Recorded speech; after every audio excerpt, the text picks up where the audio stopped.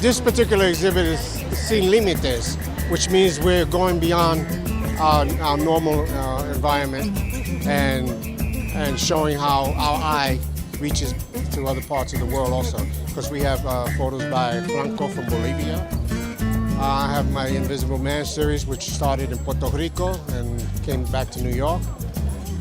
Joey has his shots of hip hop and Latin music that go various boroughs, Brooklyn, Bronx. Ricky is also in the Bronx and mostly in the Bronx. And David is also scattered around in different parts too. Seis Del Sur is a group of 6 Nuyorican photographers who captured the developing culture in the South Bronx during the 1970s.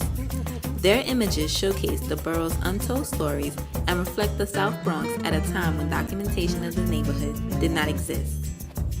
The difference between us and everybody else was that we also grew up in a community, and we had a very particular and unique perspective about the South Bronx that we wanted to show people.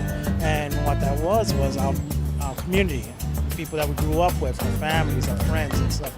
So a lot of these photographs for us is in a sense, it's a family album. And what we see today in this show is a continuation of that work, what we do now with our lives. The photographs reveal intimate insights into the neighborhood's culture, including the origins of the hip-hop movement.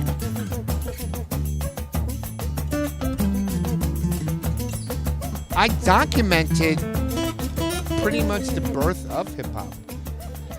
I happen to have gone to school with a few of the pioneers of hip-hop, and I was a chubby little kid with a big afro and walking around with a camera. Because I wasn't too athletic, I didn't talk to girls that well, but back then with a camera, you can get everybody's attention.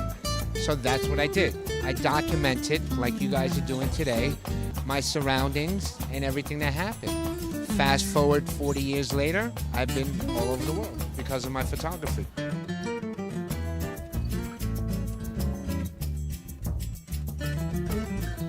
There's a lot of work, there's a lot of things that should be done in the South Bronx, but it's showing what it used to be. There should be more documentation as to how the South Bronx used to be. From what I've been told of quite a few people that are Bronx Knights, if we can say, giving me history of the Bronx from years ago to now, it shows a transition, and I think from what I see living in the Bronx now that it's showing a present day transition of not all neighborhoods are quite there yet, but where we can be. Even this place itself, even to have this type of thing, it should give inspiration to all people in the Bronx and to uplift.